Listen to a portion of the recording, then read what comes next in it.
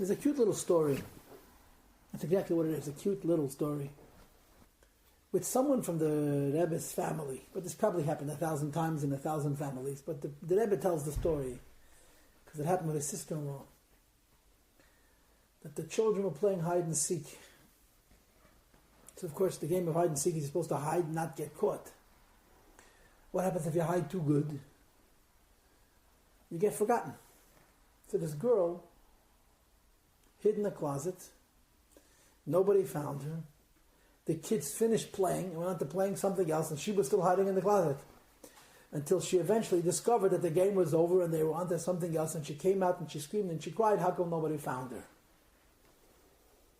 And it didn't help to explain to her that she actually won the game because she wasn't found, but I wasn't found. In other words, you're supposed to be able to come out of your hiding place and say, aha, you didn't find me. But if you remain hidden beyond that point, then it's defeating the purpose. There is Torah and there is the world. If the Torah doesn't meet the world, and the world doesn't find the Torah, the Torah's purpose is not realized. Although the world and the Torah are so very different, and have so little in common, and they're so opposite, because the world represents hiddenness. The reality, as we perceive it, means the denial of the presence of God. Torah means and represents the revealed presence of God. So the idea of Torah, which we call so frequently the light, the Ein Sof, is representative of the truth of the Creator, of Hashem. The world is the denial of that. Somehow those two must meet. If they fail to meet, the purpose is not realized. One of the many, many ideas that's so frequently alluded to in this context is the idea that the Torah is the blueprint for the creation. But the idea that the Torah is the blueprint for the creation is actually a very low level of the Torah.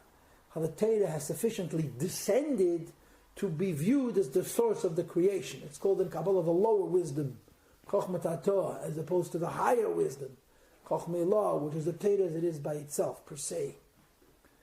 But it remains true that if the Torah doesn't meet the world, and the world is not touched by the Torah, the purpose is not realized, as far away as those two are.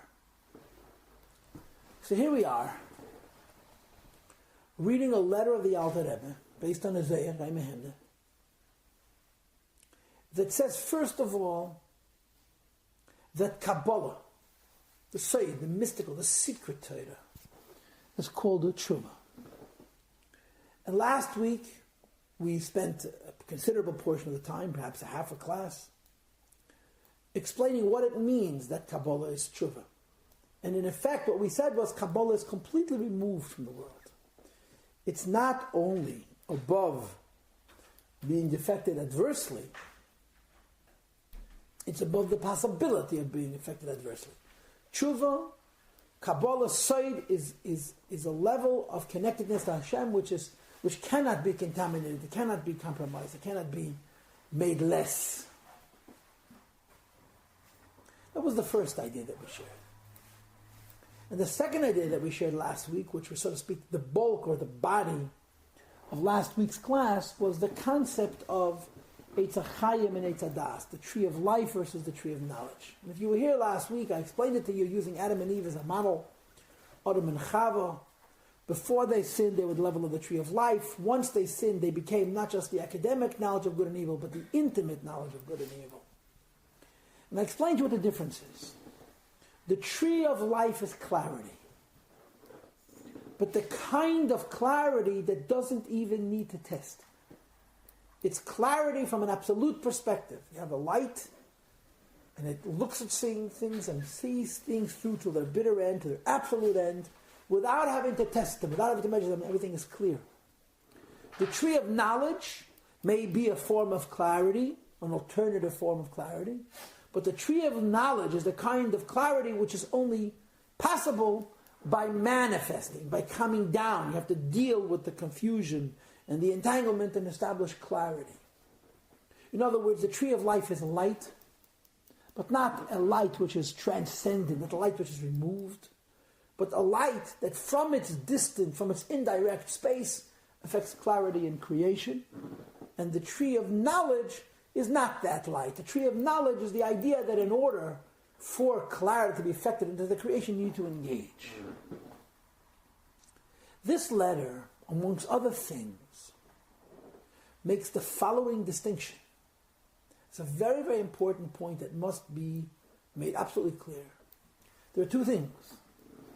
There's the tree of knowledge, there's the tree of life and the tree of knowledge, of good and evil. And there is the world of good and evil.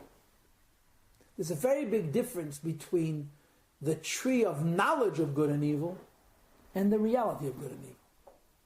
In other words, there is a level of the Torah where everything is clear. There is a level of the Torah where things become entangled. But the way things become entangled in Torah is very different than the way things become entangled in the reality of the world.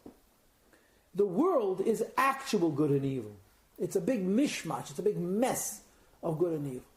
The Torah of good and evil is not the entanglement of good and evil, it's not the confusion of good and evil, but it is as the Torah descends to disentangle good and evil. But in the Torah itself, there is no entanglement. In the Torah itself, there is no confusion. And this is the first issue that we want to explore today. The difference between the actual entanglement of good and evil versus the theoretical entanglement of good and evil as exists in the Torah. So let's start backwards. Okay, let's talk about the world. We talked about Adam and Eve in the Garden of Eden, of delight. What happened? They made a decision. The decision that they made, a choice that they made, was to eat from the tree of knowledge of good and evil. Why? They wanted to know good and evil. Now God said, I don't want you to know good and evil. God said, stay above. Be involved in life alone. Be involved in clarity alone. And the good and evil will resolve itself. And Adam and Eve made the decision to defy God's suggestion and to choose an alternative path and said, nope, we want to know good and evil. And of course, their vision, their intent was they want to know good and evil academically, intellectually. Like I know how terrible it is to eat shrimp. Never tasted it in my life. It means absolutely nothing to me. So the evil of shellfish is an evil to which I cannot relate to at all. It's entirely academic. There are other temptations, other lusts, which are not academic to me. I can relate to them personally. And my knowledge of them is not an academic knowledge, it's an intimate knowledge. It's knowledge based on feel. They were hoping to academically and intellectually know good and evil, but they became good and evil. So here's how the Kabbalah represents this. This is how Kabbalah would describe the effect that Adam and Eve had on the world. So I'm going to go back to the beginning and give you some background information. Not everything I'm about to say is written in this letter, but everything I'm about to say, I am intent on saying. Even though I'm going to, so to speak, introduce ideas that are not explicit in the letter. Perhaps what I'm going to share tonight has never been discussed in this series of classes on the Tanya. Kabbalah teaches us that when God created the world, or worlds, there was a plan A and there was a plan B. Now, plan A and plan B sounds like God is experimenting. God is experimenting means he's waiting to see what's going to happen. Waiting to see what's going to happen means he doesn't know, which he cannot see. God knows what's going to happen. So plan A and plan B is not, let's see what happens. If I do this, it's, I know exactly what's going to happen when I do this, but I'm going to do it anyway. And then there's going to be a plan B. Now, why would God do that? Why would God make a plan A, knowing that plan A is going to fail, and then create a plan B as a subsequent effect? Because God has reasons for creating a plan A, seeing plan A fail, and then creating a plan B. In the language of the halacha and the Gemara, this is called boin al-manas, listed. God built with the intent on creating. Soiser al-manas, livness, he destroyed for the purpose of creating again. And this is, in short, as short as I can make it, the mysticism of this idea that I am sharing with you. When God created the world initially, he created a polar world, an extreme world. the kindness was kind in an infinite way. The judgment was severe in an infinite way. The determination was determined in an infinite way. The stubbornness was determined in a stubborn way, and so forth.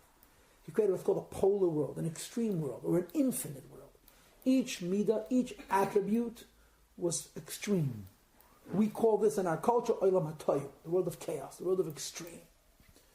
God said, if I'm going to create an attribute of kindness, I want it to be as kind as possible. God said, if I'm going to create an attribute of severity, I want it to be as severe and as judging and as exacting as possible. What's the problem? The problem is when you create a polar world, there is no mutual inclusiveness. There's no possibility for balance. There's no possibility for sharing. If kindness knows no limits, it has no tolerance for judgment. If judgment knows no limits, it has no tolerance for kindness, and so forth and so on. So create a world where nobody has any place for anybody else. It's a polar world. It's an extreme world. And in a lesser degree, by the way, this is how you should understand the world as it was before the flood. But I'm talking now about before creation.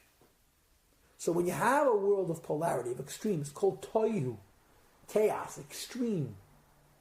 There cannot be more than one midah at a time. You can't have one attribute, one expression of godliness, and a second expression of godliness coexisting. Each one is in conflict with the next.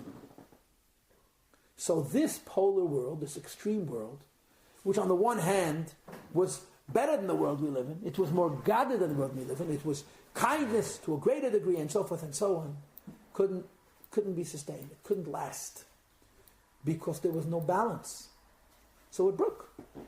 It shattered. It's called shvirat hakelim. The vessels broke. That polar world, that extreme world, couldn't be sustained, and it shattered. And if you want to understand it in human terms, just think about a person who is gifted in one way extremely and has absolutely no other gifts. Maybe the world's greatest genius can't get out of bed.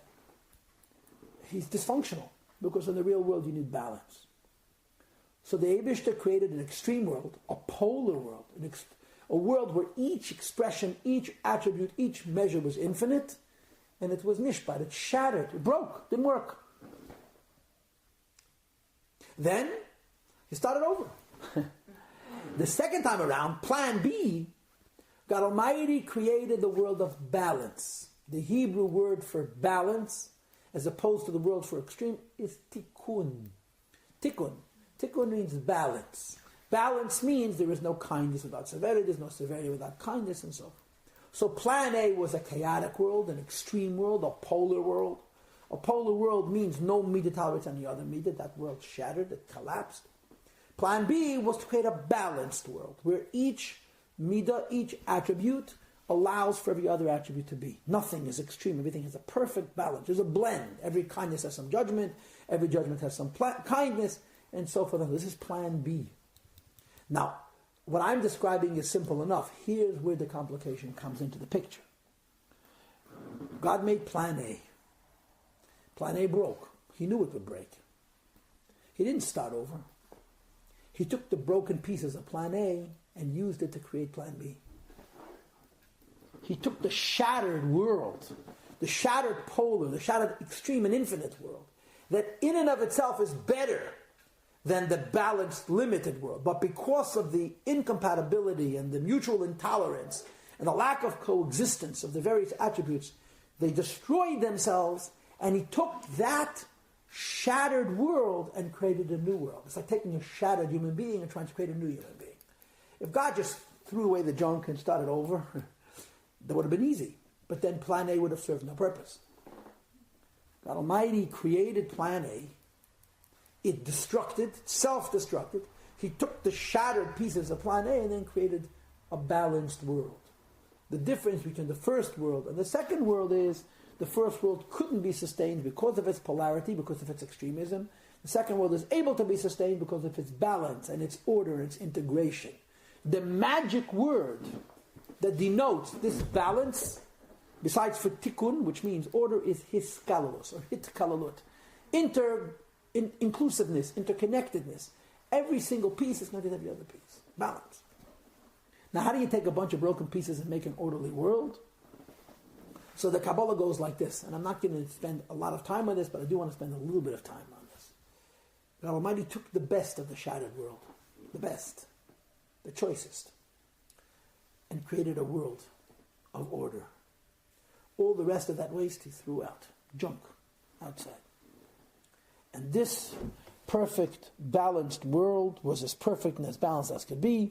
We call this in our culture, for lack of words, we call this the world of Atzilus. Atzilut, the first world. The first world was already plan B. The first world that we talk about in Kabbalah was taking the best of the shattered pieces from plan A and creating a perfect world. What happened with that junk? After he finished creating world A, Atzilus, he took the best of what was left over from that junk and created El Mabriya, the next world. And in the next world he created, on a lower level, but still a perfectly ordered world, a perfectly balanced world, a perfectly healthy world. And he took the waste and disposed of it, threw it out. Then he took what remained of the so-called junk, the leftover parts of the shattered world, and created a third world called Yetzirah. Everything was balanced, everything was ordered, everything was perfect, and disposed of what was remaining. Then he took a fourth time and again created a perfect world on a lower level. Everything is orderly and perfect and integrated and so forth. He created the world of Asiya, and he threw the junk out. Which means to say that although you have four worlds, the difference between the higher world and the lower world is not in the measure of order. Each one of these worlds is perfectly orderly, perfectly balanced, perfectly healthy. It's simply in the measure of light, how godly or ungodly it is. And he put Adam and Eve into this world. In which one? In the lowest world. Adam and Eve were placed in Gan Eden. This physical earth was a paradise.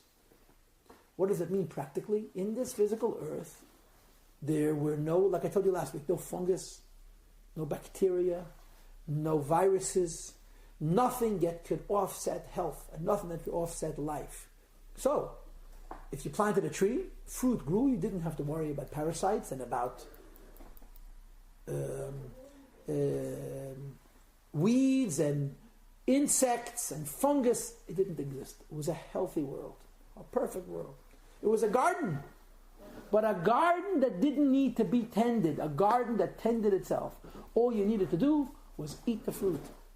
And like it says in the Medrash, my pedi mitzvahs, the fruit of this garden of Eden were delightful, not just because they were delicious, but because they were like doing mitzvahs. You ate a fruit, you experienced godliness, you brought more godliness into yourself, so to speak. So here they were marching around in this perfectly orderly world, this perfectly peaceful world, this perfectly healthy world, as perfectly orderly, peaceful, and healthy people. And as we learned, and we talked about this on a number of occasions in the past, in theory they could have lived forever. No reason for them to die, because their bodies are perfectly healthy. And they knew that there's a basement, there's a junkyard, called in Kabbalah language, Tachtit HaAsiyah, Tachtis HaAsiyah, underneath their world. There was junk left over, there was just waste. And here they were wandering around the Garden of Eden, Gan Eden, a perfect world, eating fruit, doing mitzvahs, with no relationship with evil whatsoever. In other words, it's not only that they were above evil, they had no concept of evil. They had absolutely no idea of waste, of inexactness, of deficiency, of fault, of flaw, or to say it in mystical terms, they had no concept of death. And God said to them, you should know that underneath you there's another level. It's the wasteland. It's where all the klipos, all the evil energies that were left over from the shattered first world that have fallen and fallen and fallen and fallen and fallen. You live in this paradise and enjoy the fruit. And the more fruit you eat, the more that world beneath you will become clear, will heal itself. What is absolutely no good will be destroyed. What is soluble will be elevated. In other words, God said to Adam and Eve, live in this perfect world. Engage in a perfect existence. Just study Torah, do mitzvahs.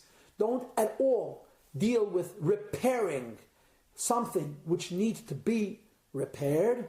And just by you engaging in holiness and Torah and mitzvahs, the repairing is going to take place as a byproduct.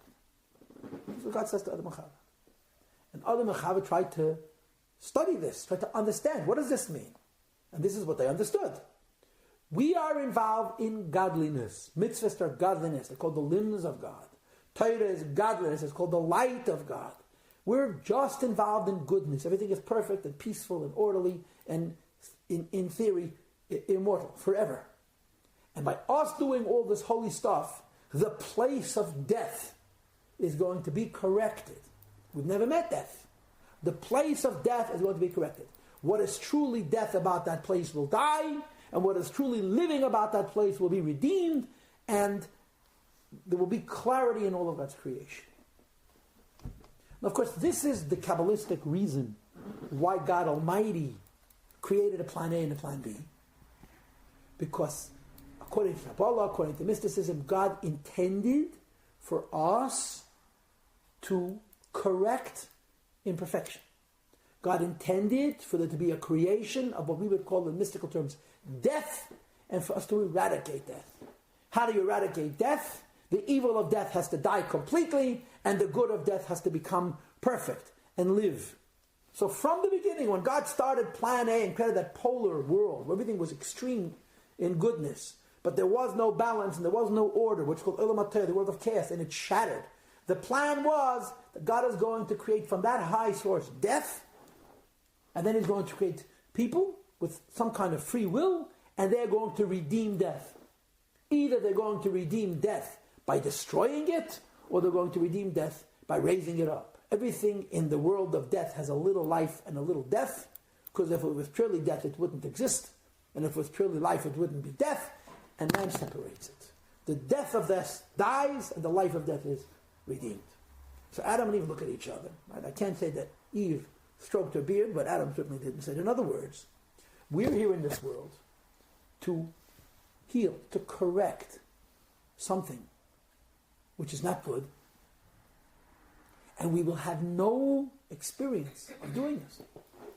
Here we are, sitting in the Garden of Eden, involved strictly in goodness, strictly in light, strictly in the light of Torah and the godliness of mitzvahs, and somehow as we engage in this pristine, perfect world, in our pristine, perfect lives, repairs are happening in a place of death and inexactness and disorder and chaos.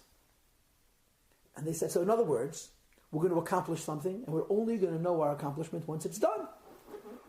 So we're not going to watch the evil of death die and the good of death be redeemed. It's just going to happen. And Adam and Eve said, we don't like that. If we're sitting in the Garden of Eden, in this perfect place, and by living perfect lives, we're not only getting closer to God and to godliness, but we're actually fixing something someplace else. The world of death has to be orderly, organized. The death within death has to completely disappear, and the life within death has to be redeemed. And we are not going to at all experience and see and witness what we're achieving no good. If we're going to fix a disorderly world, we want to be able to watch and experience how we're repairing that disorderly world. Or like the famous story with the Russian Tsar. The kings of Russia were big anti-Semites, and they were quite cruel and brutal. But most of them, that means minus the last one, were also quite smart. They were not known to be fools. Nicholas II inherited all the foolishness from all of his ancestors, all the way back to Peter. To Paul, pardon me, who was a first-class fool. And the Tsars had very interesting ways of governing. One of the Tsars, whichever one it was, doesn't matter which, had this, probably Nicholas I, who was a vicious, evil man, but smart sharp as a razor, had this tradition that he would go out amongst the population and assimilate. He dressed himself like a commoner and hang around, and he would go into every group of people and every walk of life and get to know people. And on one of his excursions into the unknown, he encountered farmers, and he wanted to learn what it means to live like a peasant. And he talked to these different people, and engaged with these different people. He met them in their taverns where they went at night to hang out and have a drink and to relax and so forth. And he talked to one of the farmers about one of the farm hands. In other words, he didn't actually own a farm, but he worked on a farm. I guess they would call them serfs. And he discussed with him how much he's paid and so forth. And so on, I'm paid so many kopecks per hour. And says, what would happen if someone offered you twice as much? Would you give up your loyalty to the farmer who's been giving you work for the last months or years to work for more? He says, listen, profit margin is so little, I earn so little money, I would drop it in a heartbeat. This is the conversation they have. The next day, that farmhand is summoned to the palace. He has no idea why.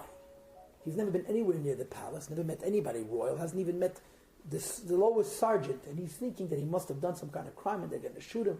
He comes into the palace, he's trembling hand and foot, and he's ushered straight into the Tsar, who's dressed like a king. And the king asks him if he recognizes him. And of course he doesn't. He says, listen, you and I had a conversation last night in the tavern, and I want to take you up on your offer. I'm going to pay you, instead of 50 kopecks an hour, a ruble an hour, 100% raise, as they say in the world of business people who like to sound generous and they're really cheap as dogs. And I want you to work for me harvesting grain for a ruble an hour. And the farmer says, by all means, okay, take me out to the farm and show me where to harvest grain. And the king says, I want you to harvest grain right here. He says, but there is no grain. So simulate. Go through this big room with your imaginary sickle and harvest imaginary wheat. Just cut the wheat. I'm going to pay you twice what your normal wages are. So this peasant thinks, okay, for 50 kopecks more per hour to simulate harvesting wheat doesn't sound like too difficult. But after 15 minutes, the guy was out of his mind. He was absolutely going insane. And he throws down the imaginary sickle and makes a huge imaginary noise. And he runs into the Tsar and says, I'm going back to the field to work 50 kopecks an hour. And the Tsar says to him, why? I pay you so much more money. There's no rain in here. There's no mud in here. He says, Rabotun Yaviju. I don't see what I'm doing. How can you harvest wheat if there's no wheat? Adam and Chava sitting in Gan Eden. They're fixing God's inexactness. Rabotun Yaviju. They have no experience, no sense of what they're accomplishing. They're repairing. They're healing. Something that by God's design needs to be repaired and needs to be healed. And they're told, eat fruit. Be involved in godliness and holiness. Shine light. Make the Garden of Eden more illuminated through your performance of Torah mitzvahs. And just know that in the basement, where there's disorder and chaos and death, the death within death is being killed once and for all, and the life within death is being redeemed and being raised up, and you're going to achieve the purpose of creation, which is not only to shine additional light, but to redeem sparks of holiness which come from the highest source, they come from the polar, extreme, infinite world that have fallen so low, and you're going to redeem them and you're going to bring them into the state of goodness. And Adam and Eve said, Rabot and Yavishu. We can't do this. If we are going to redeem sparks of godliness that have been placed in a realm of disorder and death, I want to see it. So they made a choice to eat from the tree of knowledge of good and evil. Because if we have to deal with good and evil, we want to be able to bite into it. You can't stand in a palace and simulate elevating sparks and there's no struggle, there's no good and evil, there's nothing, it's all pure. And that single act didn't change the purpose of creation, but it changed the process. When Adam and Eve ate, question. That's a great question. The answer to that question is, it was a very, very hard choice. The Hakodesh describes it a virtual no choice. They had choice, but the choice, in other words, the amount, that Russian peasant could have cut wheat, theoretically. But you would need so much yes, he could. Of course he could. It wasn't impossible. It was psychologically very difficult. And by the way, Jeffrey, this explains the test. Everybody scratches their head and says, how did Adam and Eve get so foolish? 2 hours they couldn't restrain from eating. This is the answer.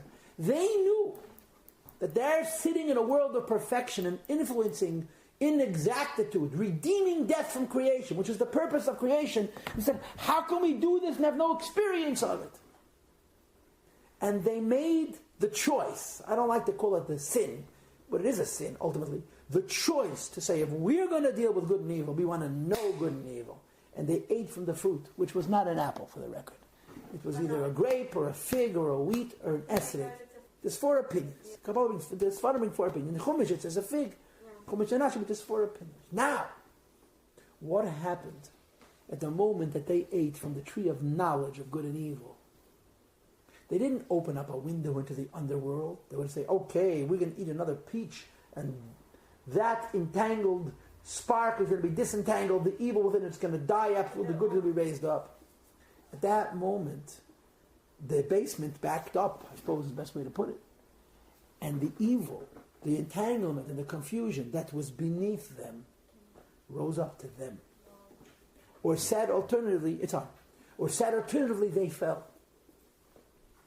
And instead of them being in a garden where everything was perfect, and them disentangling, organizing disorder and death in a place other than themselves, it became themselves. And a task that could have taken 2 hours is taking 5,772 years and counting. Because we're doing the same thing. But it's a little more complicated. Because now we're not dealing good and evil at arm's distance. We're dealing with good and evil that's in us.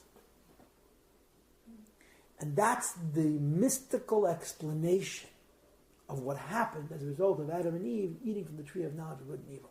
The plan didn't change, but the approach changed. Had Adam and Eve blindly followed God, it would have taken 2 hours.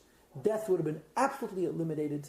The aspects of goodness within death would have been raised up, and that's why they would have lived forever, because there would have been no death.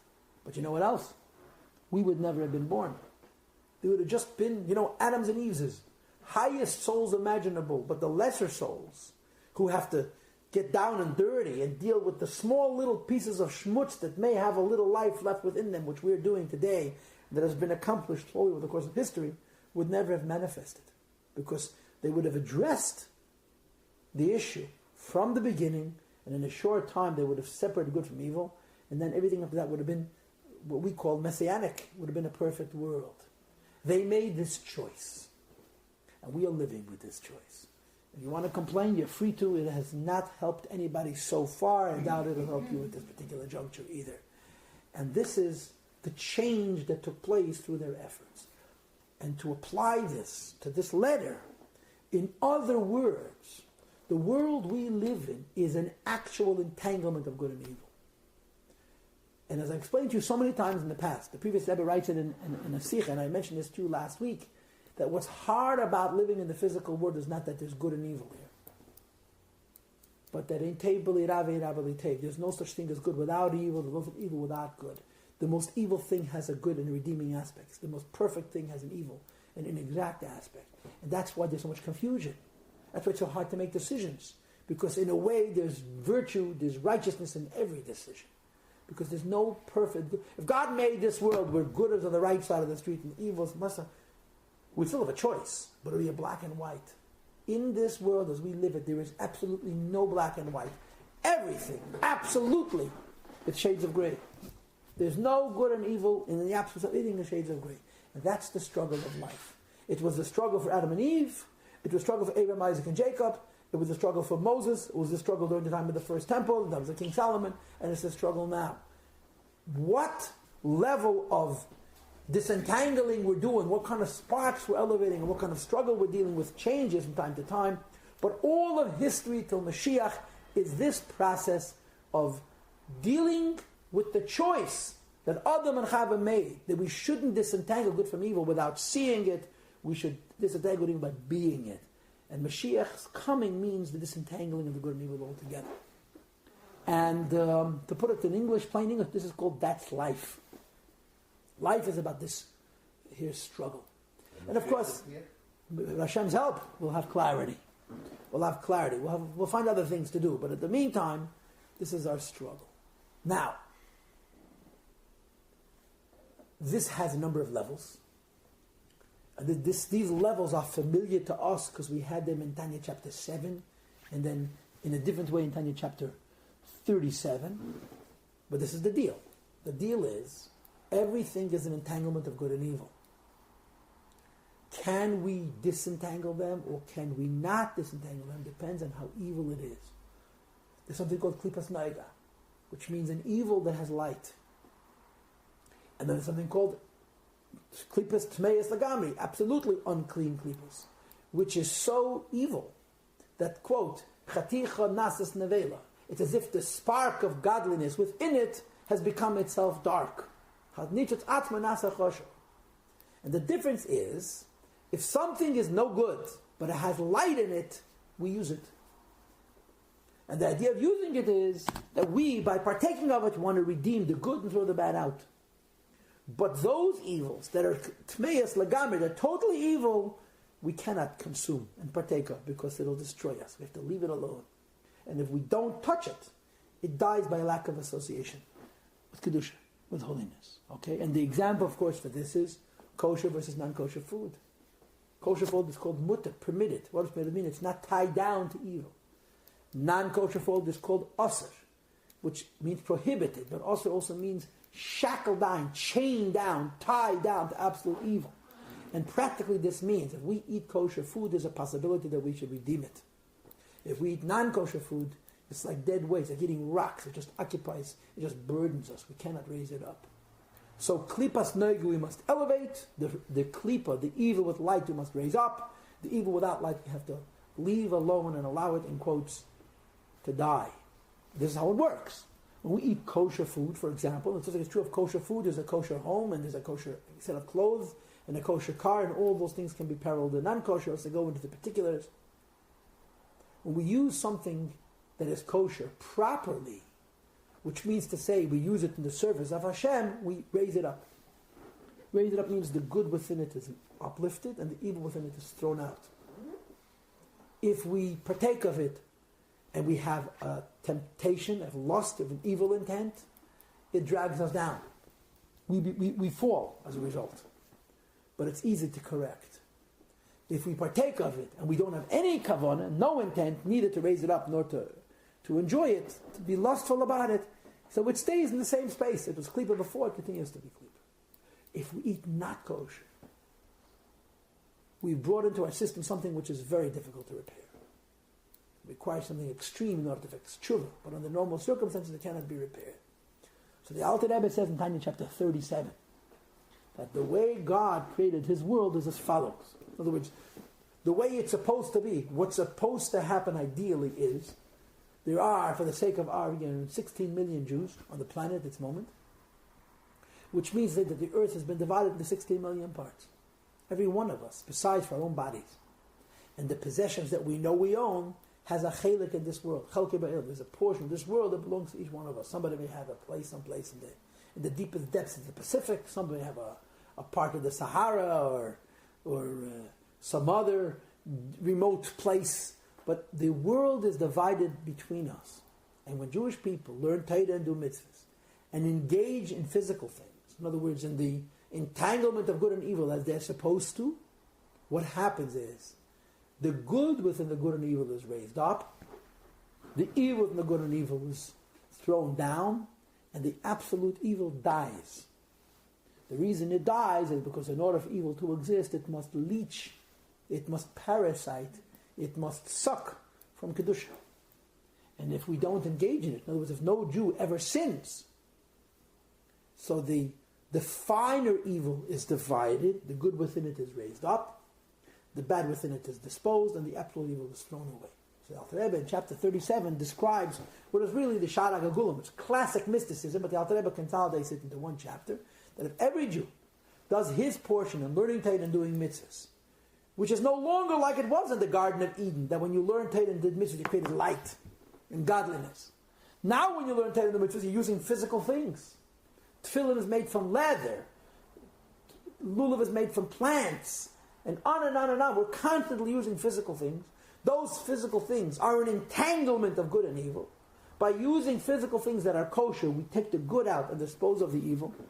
And by never partaking of what is not kosher, the evil dies and Mashiach comes.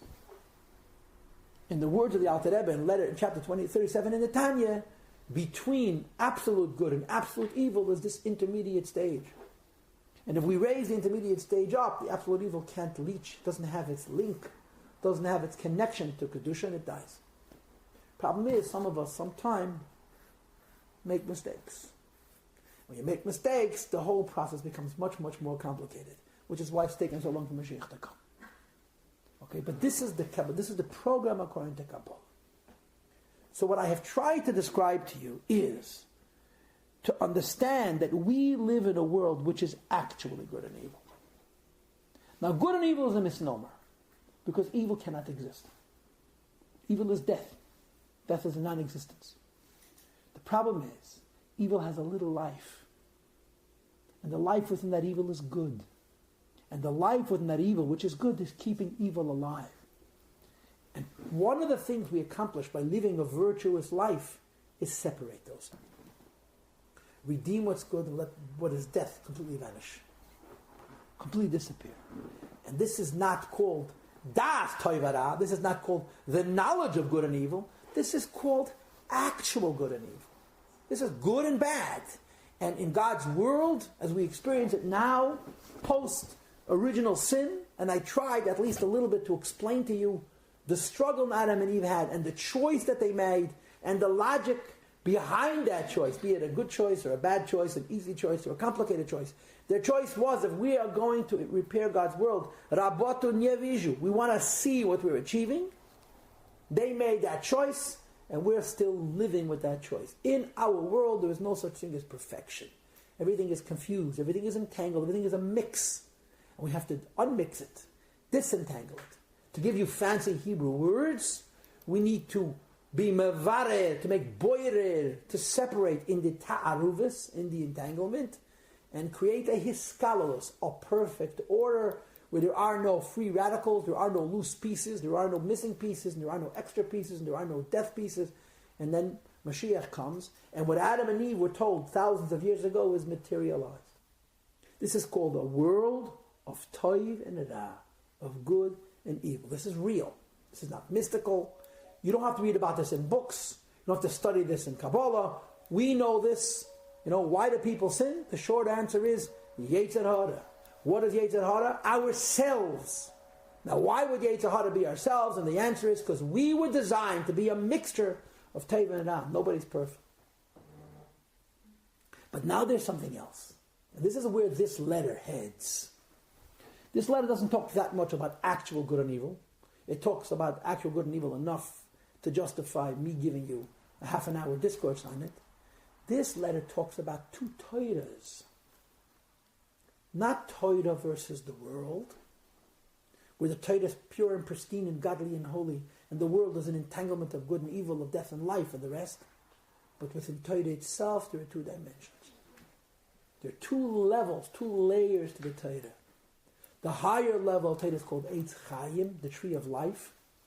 And the other level of Torah is called Eitz Hadas Tevara, the tree that knows good and evil. We are being good and evil. We are in fact good and evil. We are ising good and evil.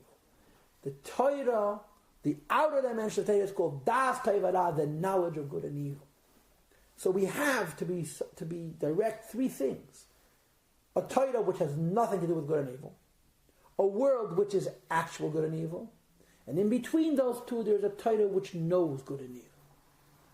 And Kabbalah, mysticism, is the tree of life. Doesn't at all engage, doesn't deal with good and evil. Halacha, nigel, Jewish law, the practical life of the Jews. We live it in the real world.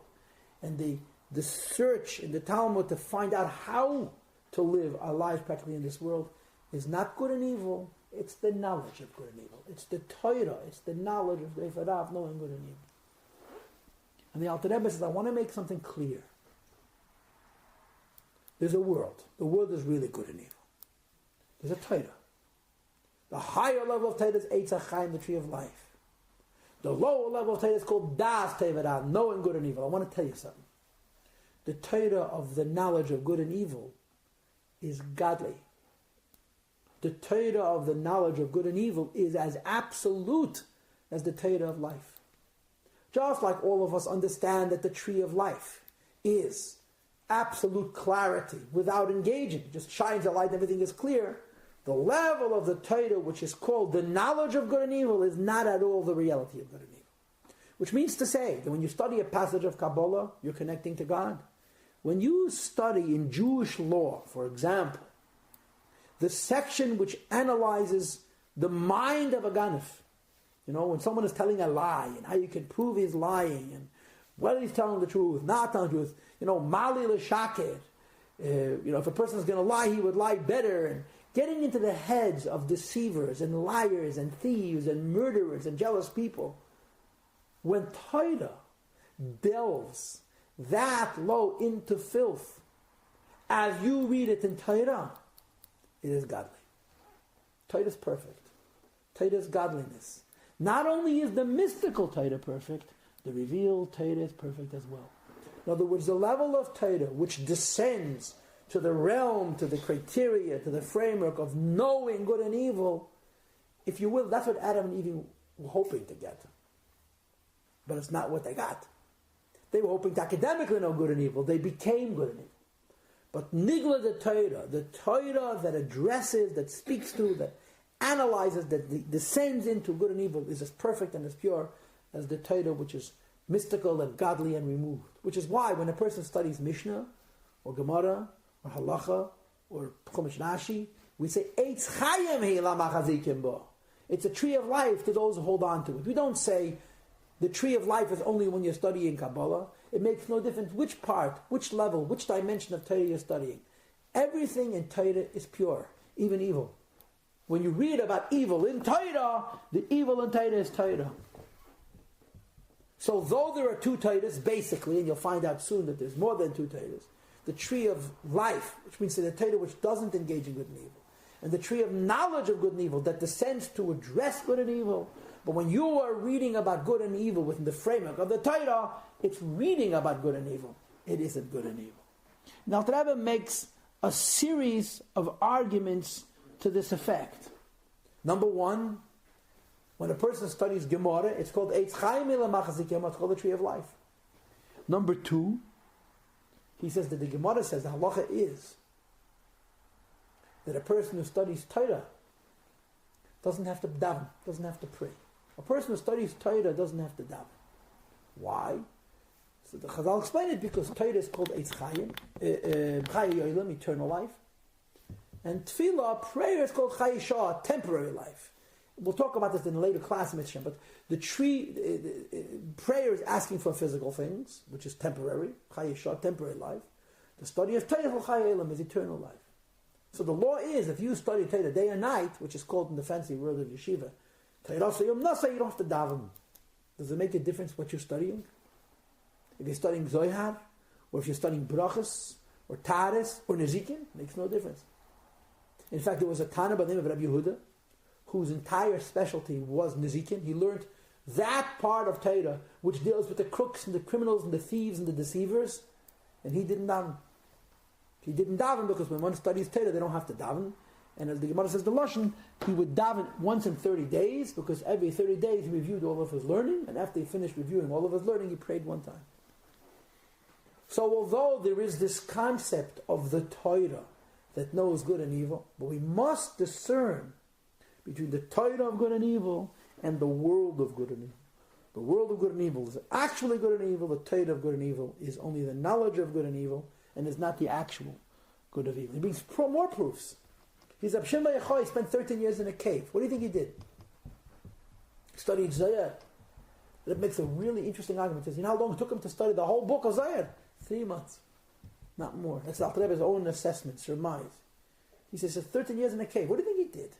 We think he said the same thing over and over again. He said, the Zohar can do 2-3 months. And he says, in the times of the Shas, they were tough, Resh Sidrei Mishnayos. We have 6 orders of Mishnah. They had 600 orders of Mishnah.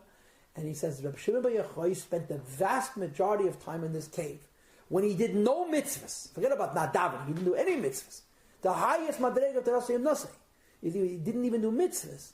Studying, laws of honesty and dishonesty and lying and cheating and all the rest. Because when you study Torah, it makes a difference which part of the Torah you're studying, in as much as it's a part of the Torah, even if it deals with good and evil, it's Eitz Chayim hi lamachazikim bo. It's the tree of life.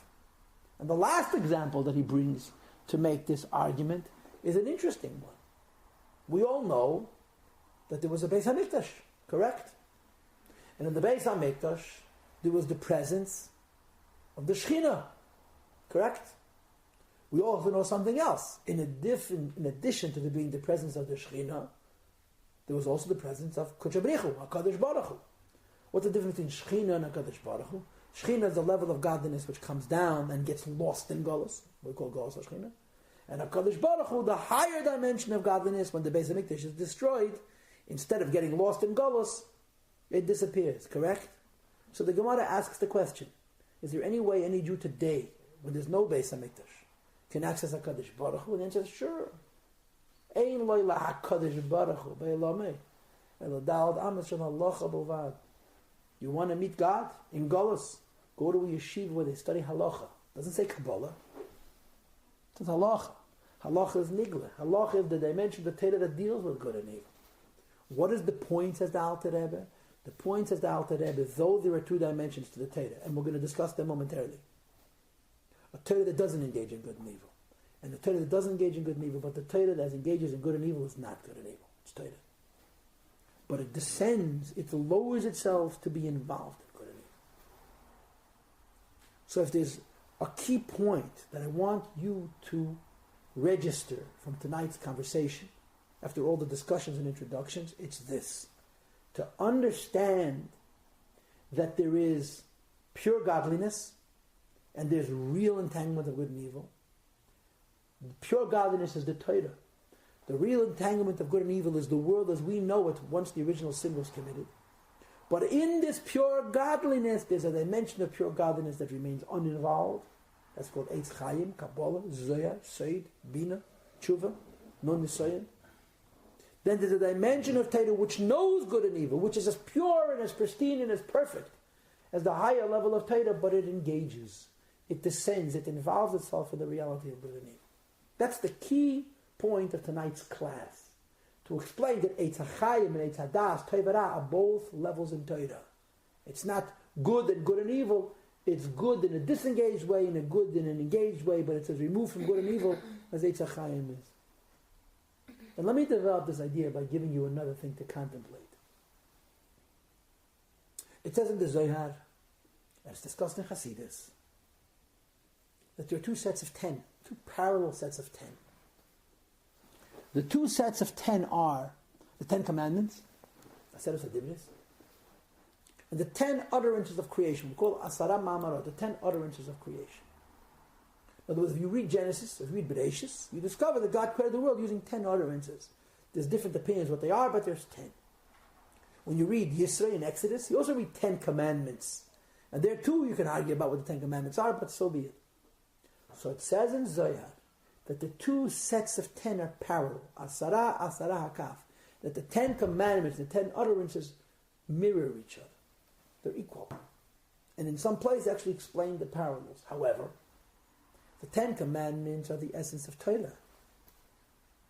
The 10 utterances of creation are the essence of creation. Which means they say that when God created His Torah, the Torah had many levels. Esoteric levels, mystical levels, theoretical levels, and applied levels, manifesting level, practical levels. There's a level of the Torah which is the basis and the blueprint for the creation. And like I told you about half an hour ago, these two dimensions of Torah are called Chochmei Law, the higher wisdom, and Chochmat Atah, the lower wisdom. The two dimensions within the same Torah. In fact, there's a strange Gemara in Chagiga. There's a section, if you want to study Kabbalah and Talmud, only one place really where you can do it, which is in the Tractate Chagiga in the second chapter. Pages and pages of Kabbalah. Better read Zohar than read that Gemara, you'll understand more of it. Very esoteric, very abstract. And one of the strangest quotes in that entire section in the Masechet Chagiga is a statement made by Rabbi Akiva. That Rabbi Akiva said, and I'm going to quote the Hebrew and I'll explain it to you.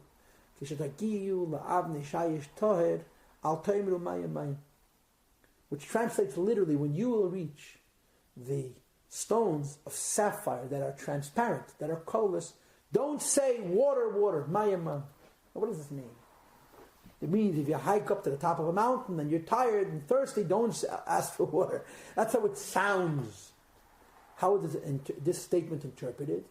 When you reach the highest level of the Torah, you shouldn't see two Torahs anymore. mayim, higher water and lower water, they become one.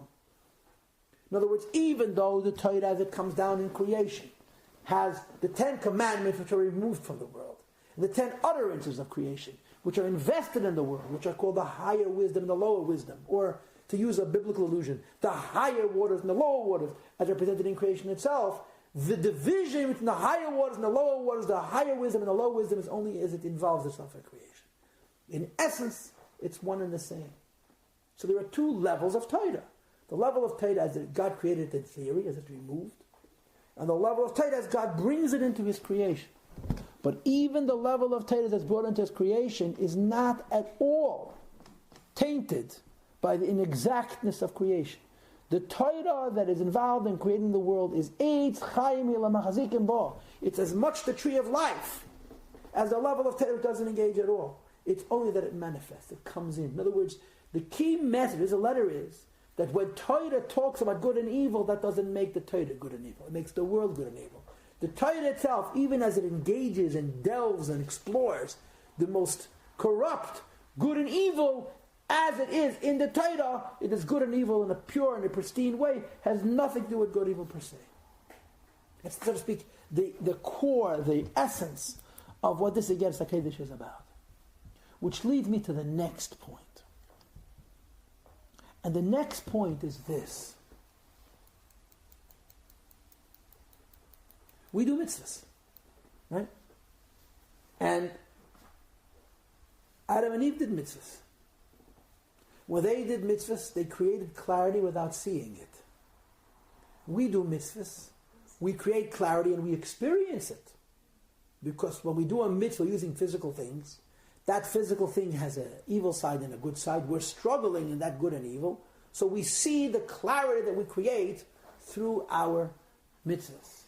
Says the Alter Rebbe, just like Adam and Eve's mitzvahs and our mitzvahs, both create clarity but in very different ways. The same is true of these two Torahs. The Torah called Eitz HaChayim, the tree of life, Kabbalah, Zohar, and the Torah called Eitz HaDas, which is Halacha and Nigle, which both are removed from the world. When we study Torah, we are affecting clarity in creation. When we study Torah, we're affecting Bidur. Just learning Torah, not doing mitzvahs, studying Torah. When any time a Jew studies Torah, the simple process of studying Torah affects a clarity in the world. It makes the world better. Just like performing mitzvahs makes the world better, studying Torah makes the world better. But here comes a very interesting insight. And that is that right now, the priority, the more important thing in our study is to learn halacha, the revealed Torah, not Kabbalah, not the illuminated Torah. Why? Because now, since the world is still an entanglement of good and evil, we must study the Torah of good and evil. Because when we study the Torah of good and evil, we are repairing, we are disentangling the entanglement in the world much more effectively than when we study the Torah of light, the study of Kabbalah. Mashiach is going to come. The clarity has already been created. We'll all be studying Kabbalah, and we'll talk about this in the next few classes. It's far from simple. But now, since we live in a world of good and evil, what's the predominance? What should people do most? They should study Nigla. They should study Halacha. They should study, the ox and the man and the pit and the fire. Because when you engage in learning about Torah on a level which deals with the world of struggle, simply by studying the Torah, when a Jew studies Torah in a disengaged way, he's learning Torah and sitting in his base medrash learning Torah. He's learning Nigla the Torah. He's learning that dimension that talks about the entanglement of good and evil. Simply the study alone affects the disentangling between good and evil.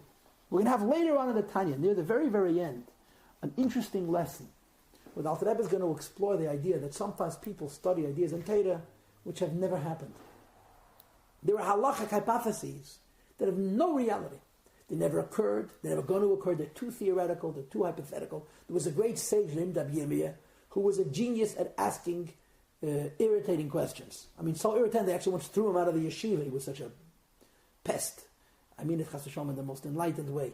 Rabbi used to ask questions that were so theoretical, like who cares kind of questions, that they said, please leave. But there are a lot of questions in the Talmud that deal with phenomena, things that simply don't happen. And the question becomes, why study areas in Torah that are simply not represented in the physical world? And the answer is because they may not be represented in the physical world, but the Kabbalistic entanglement represented by those questions does exist. So if you study Torah, halacha, and you're exploring a question that's never happened, you're elevating sparks. Somewhere, something wonderful is taking place. Simply by studying Torah, you're disentangling, you're separating good from evil, releasing sparks, causing death to be absolute and to die, and the good within the death to be raised up and to become living forever. So this is a new concept. It's called a birur, a clarity in the world accomplished through Torah. Not a clarity in the world accomplished through mitzvahs and engaging in physical things, through commerce and through eating and through sleeping. When a person studies Torah, he creates clarity in the world. But this is especially true of halacha, of nigla the Torah, the dimension of the Torah that addresses good and evil. And this is the Kabbalistic point or center of this letter. The Torah has a dimension that descends into the lower worlds. Torah has a level that comes down to the lower world. Just like there's the 10 Commandments, there's 10 other inches of creation. Just like there's a pristine and a beautiful Torah that's completely disengaged, there's a Torah that engages and manifests. And when the Torah engages in a world that's an entanglement of good and evil, the Torah becomes called Das Torah. The world is actual good and evil. The Torah is the exploration, the knowledge of good and evil. And the Rebbe gives us the Kabbalah of it. We have 4 levels. Kabbalah, Talmud, which means Gemara, halachic theory, Mishnah, which means law, and Mikra, which means the biblical text, the Sefer Torah David gave us. These are 4 levels of the Torah.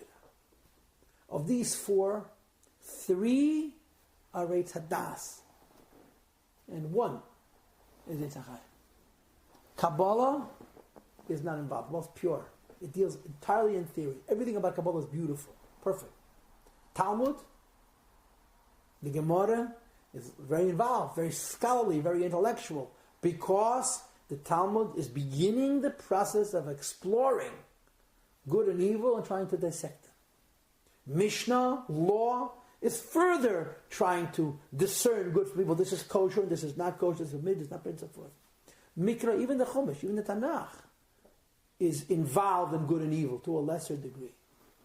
And the mysticism in this letter, and in another letter you'll hear exactly the opposite, but in this letter, the mysticism is that Kabbalah, it does not move from Atzilus, Talmud is in Bria, Mishnah is in Yetzirah, and Mikra is in Asiyah.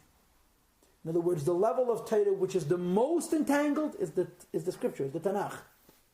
Why?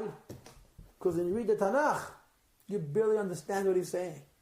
There's such a fog, such a haze. You're saying the words, maybe you know the translation of the words, but the profundity behind these words completely escapes you. Because Torah Shebeksav Mikra has descended so low that it's the knowledge of the entanglement of good and evil on the lowest level. Mishnah's law. Law at least tells you kosher, not kosher, permitted, not permitted. Doesn't tell you why, but at least it's clear. You know this is allowed, this is not allowed, this can be raised up, this cannot be raised up, and so forth. This is called the Eitz Hadas, the knowledge of good and evil in the world, is called Yetzirah. Talmud, the Gemara, not only tells you what the law, it tells you the reasons behind the law. So it's considered the most profound. So it's the level of the knowledge of good and evil as it exists in the world of Bria. So there are 4 Torahs, but there's only 1 Torah. Just like Rabbi Akiva says, when you reach certain levels, there's no mayim. When the Torah splits, 1 Torah descends all the way till Asiyah, another Torah till Yetzirah, another Torah till Bria, and one remains in Atzilus. In other words, there's a Torah that never delves into good and evil. And then there are various Torahs that descend to various degrees into levels of good and evil. The reason they're doing this is to help us study the Torah, and first of all, when we study the Torah, we know how to do mitzvahs. And when we do mitzvahs, the physical involvement in physical things creates clarity in the physical world in which we're involved. Second of all, the study itself, when we are studying those parts of the Torah that seem to us to be so entangled, the study itself disentangles. The entanglement through the Torah, but in the Torah itself there is no entanglement. Nigla Taita is not in any way, shape, or form klipa. Nigla Taita is as godly, as pristine, as a reflection of the Creator, as Eitz HaChaim. But it descends. And the point, therefore, is that of all parts of Taita, what matters most today is halacha, knowing how to do Taita mitzvahs, and in general, the study of Nigla, because our function today, mystically, Kabbalistically, is birurim, to disentangle the entanglements. This is accomplished, of course, through living a life of the Jew physically, doing mitzvahs and so forth, and in the area of Taita, it's Nigla de Taita, which is why we're learning Kabbalah today only as a taste. Kabbalah is going to be Mashiach. Because Mashiach means that the entanglement is finished. So now we study Kabbalah to inspire us. We study Torah to raise us up. We study Kabbalah to give us clarity. But the Kabbalah we're studying today, first of all, it's only a taste. And second of all, it's only an inspiration. That we should be Jews in our daily lives, which means doing mitzvahs in the physical world and studying Torah in as much as the Torah addresses the reality of the physical world. Okay, so let me just summarize. Last week we learned 2 points. Number one, that Kabbalah is called Bina. Kabbalah is a level of Torah which cannot be corrupted. Number two, there's 2 levels in Torah, Eitz HaChaim and Eitz HaDas. And today we added, in effect, 2 more points. Number one, there's a big difference between Das Tevara and Tevara, the knowledge of good and evil, and actual good and evil. Actual good and evil is a mess. The knowledge of good and evil is Torah. It's as godly as the knowledge, the Torah of life. And number 2, we learned today that when a person studies Torah, particularly Nigla de Torah, the Torah of good and evil, they affect an elevating of sparks simply by involving themselves in the study of the Torah of good and evil. And I want you to know that this series of classes is very far from over. And I'm going to give you a preview. In Mitzvah Hashem, the next issue that we're going to talk about is the Kabbalistic concept of a Talmid Chacham and an Am Ha'aretz. A scholar versus a lay person, an Am Ha'aretz, a simple person, who is alternatively called Eidev Rav. Simply called Eidev Rav. Eidev Rav means that they're in entanglement. And we're going to explore that now, today also, there are rabbis who are holding on the higher level. And then the rest of us are holding on the lower level. And the question is, what's going to happen to us when Mashiach comes? You'll have to stay tuned.